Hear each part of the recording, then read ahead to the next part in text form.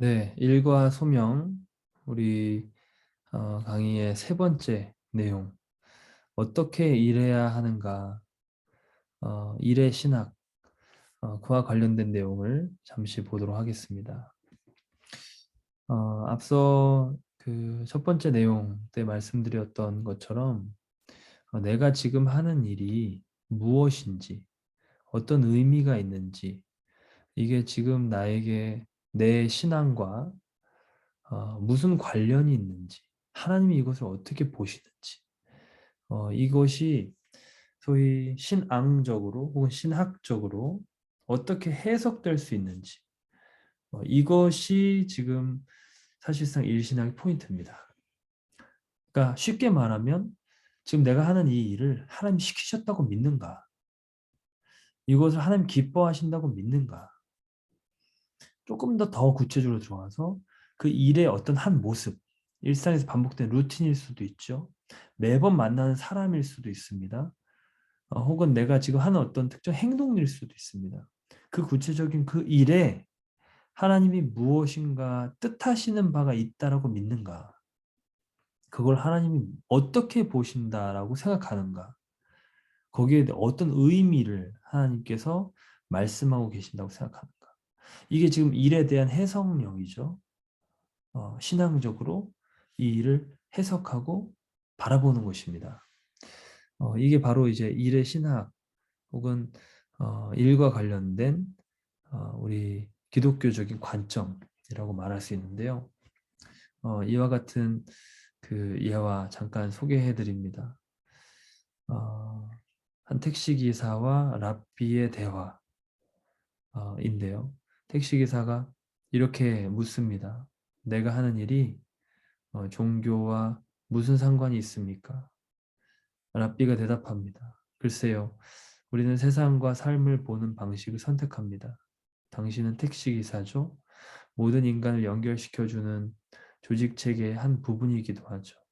당신은 지금 저를 공항까지 태워주고 있습니다.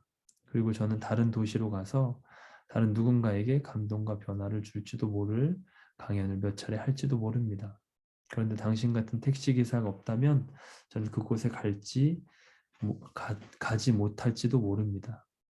조금 전에 당신의 통화 내용을 들었습니다. 저를 내려준 후 병원으로 가서 한 여성을 태워 집까지 바래다 줄 예정이더군요. 그것은 당신이 그녀를 다시 건강한 세계로 다시 들어가게 하는 매개체가 되는 것입니다. 당신은 사람과 사람을 잇는 다리 역할을 하는 것입니다. 세상을 움직이는 숨은 공로자가 되는 것이죠. 당신은 이미 성스러운 일을 하는 것입니다. 어떻게 생각하십니까? 어, 내가 그냥 하는 일, 그냥 운전을 하는 행위고, 그 운전의 대가로 돈을 받는 행위고, 이것을 통해서 어, 그냥 내 생계를 이어가는, 혹은 늘상 그냥 가는 그 길을, 어, 그 도시의 어떤 한 부분을, 그 길들을 그냥 계속 운전하며 다니는, 그렇게 그냥 아유 뭐 먹고 살기 위해 하는 것이죠. 이렇게 말하는 의미와 내가 누군가에게 꼭 필요한 도움이 된다라는 거. 이거는 좀 다른 의미 부여죠. 차원이 좀 다릅니다. 일의 신학에 있어서 첫 번째 그 내용, 포인트는 맨 처음 그 우리 일과 이번 소명에서 첫 번째 그 착한 행실을 보고 아버지께 영광을 돌리게 해라. 그러니까 빛처럼 이 세상 가운데서 이 그리스도의 제자된 존재로서 그 빛을 드러내라. 소금의 그 맛을 드러내라. 이런 것처럼 이 모든 것이 하나님의 일이고 하나님께서 영광을 받으실 수 있는 기회다. 그러한 어떤 도구가 될 수 있다. 그 재료가 될 수 있다라는 거. 이게 일신학의 포인트입니다. 똑같이 택시 기사로서 운전을 하더라도 그냥 그렇게 얼른 빨리 일을 하고 조금 더 돈을 많이 벌어서 빨리 집으로 돌아가고 싶은 이러한 모습, 어떻게든 더 편한 일을 택하고 편한 손님을 택하고 한 번에 돈을 빨리 벌 수 있는 이런 일을 택하는 게 아니라 나에게 지금 주어진 오늘 이 시간을 어떻게 하나님께 드릴지, 내가 만나는 그 사람에게 내가 어떻게 행동하고 말할지, 어떤 표정으로 다가갈지, 이거는 굉장히 그 사람의 이 속마음과 관련된 부분입니다. 우리가 기분이 안 좋으면 그것이 그냥 겉으로 나타나듯이, 기분이 너무 좋으면 그게 또 오히려 반대로 기쁜 모습이 나타나듯이요. 이 마음에 이 그리스도의 그 사랑, 그 은혜가 주어졌다면 어, 이게 그냥 나타나는 것이죠. 이게 없이 하기가 어려운 겁니다. 그 그리스도의 사랑이 행하는 그 일을 흉내내기가 어려운 거예요. 그러니까 우리 삶에 이 하나님의 은혜가 임한 존재로서 내가 살아간다면 모든 내 삶에 주어지는 일들, 만나는 사람들은 어, 죽게 대하듯 우리가 함으로 하나님께서 기뻐 받으시는, 정의를 행하고 긍휼을 베풀고 은혜를 끼치고 덕을 세우고, 그러니까 이것은 그 성속을 나누는 이분법이 먹히지 않는 것이죠. 일원화되어 있는 겁니다. 소위 이제 헬라적인 그런 이 듀얼리즘이 아니라 히브리적인 그 일원화되어 있는 내용이 더 적합한 부분이다라고 말할 수 있겠습니다. 일신학의 포인트 두 번째는, 일은 하나님께서 천지 창조하실 때부터 행하신 것이다. 그리고 아담과 하와가 타락하기 전에도 주어진 것이다. 그거는 무슨 말이냐면, 우리가 죄를 지어서 이게 이제 고통 가운데 변질되었지만 하나님 다시 구속하셔서 일에 대한 새로운 의미 부여를 해주시고 소명이라는 내용을 이걸 다시금 깨닫게 해주실 뿐만 아니라 우리가 이 모든 이 생을 마치고 주 앞에 섰을 때에 주께서 다시 이 모든 만물을 회복하실 때에 성경 안에서 우리가 볼 수 있듯이 다스리는 자로 다시 세운다. 보좌에 같이 앉아서 주님과 함께 다스리는 자. 주님은, 하나님은 다스리시는 분이십니다. 우리의 인간의 죄가 있든 없든. 그렇죠? 하나님은 이 천지 만물을 창조하시고 다스리시는 분이세요. 그러니까 우리는 영원토록 정확하게 어떤 모습인지 알 수 없지만 주님의 그 왕 같은 제사장이 되어서 주님을 예배하는 제사장의 모습이지만 동시에 왕과 같이 주님의 일을 해나가는 겁니다. 같이. 그러니까 이 모든 것이 다 구속받고 영화된 이후에도 무엇인가 그게 어떤 모습일지 정확하게 알 수 없겠지만 마치 그 에덴에서 아담이 하나님께 받은 그 일, 거룩하고 선한 일들을 감당해냈던 것처럼 무언가 노동이 고통이 되지 않고 노동이 우상이 되지 않고 이 일이 우상이 되지 않고 나의 자아를 추구하는 도구가 되지 않고 하나님께 영광이 되고 하나님과의 친밀한 관계 가운데서 하나님의 일들을 함께 해나가는 무언가 어떤 그런 모습이 될 것이라는 것을 우리가 상상해 볼 수 있습니다. 그러니까 이것은 일에 대한 우리의 생각을 좀 다르게 해주는 것이죠. 일은 거룩한 것이다. 그러면 지금 이 땅에서 우리가 천국을 미리 누리잖아요. 이미 이루어졌지만 아직 완전하게 성취되지 않은, 완전하게 우리에게 도래하지 않은 하나님의 나라. Already but not yet 사이에서 우리가 살아가고 있잖아요. 그러니까 일에 대한 관점도 마찬가지.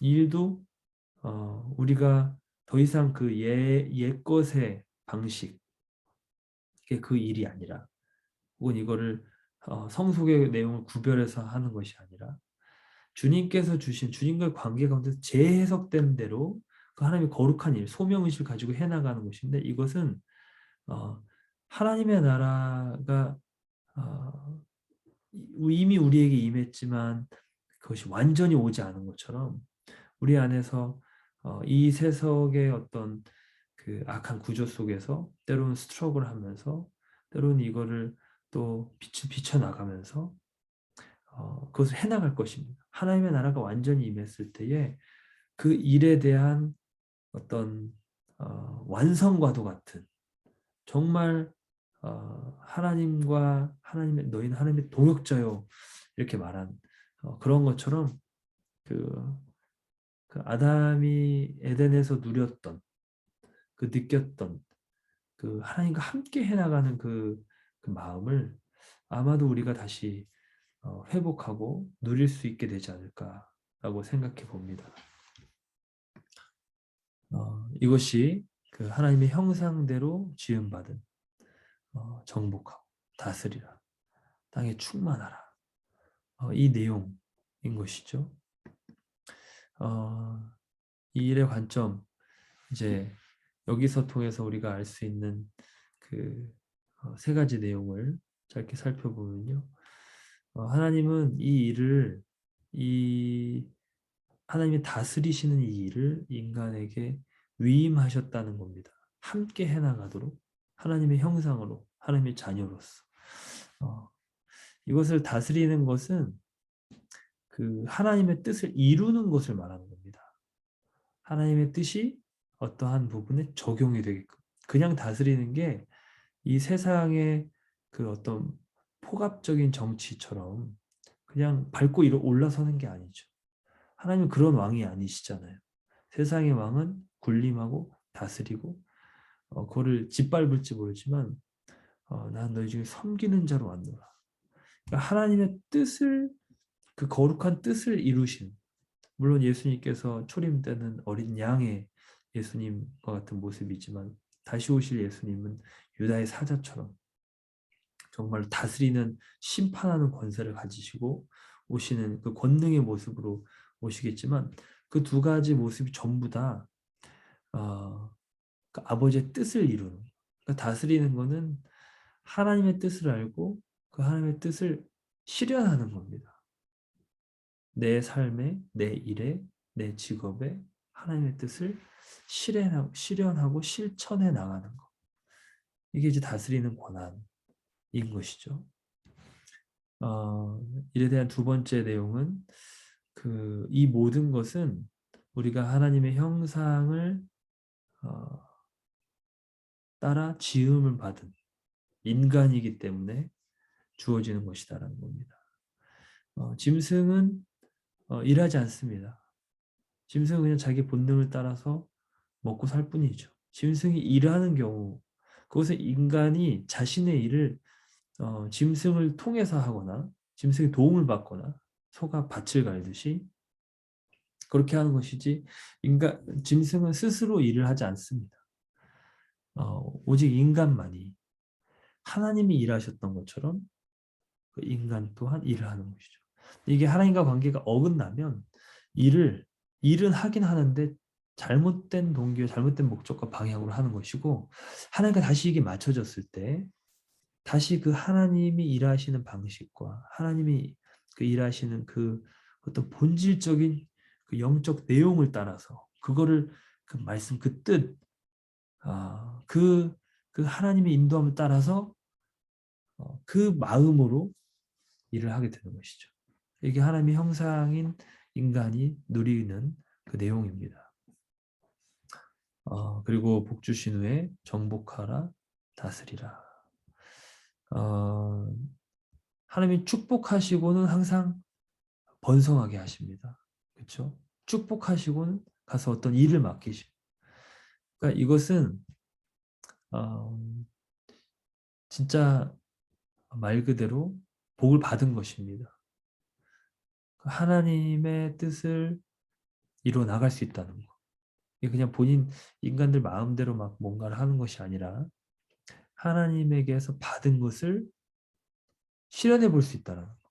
그거를 실제로 주어진 어떤 삶의 영역에서 해나갈 수 있다는 거. 그 하나님의 뜻을 쫓아갈 수 있다는 거.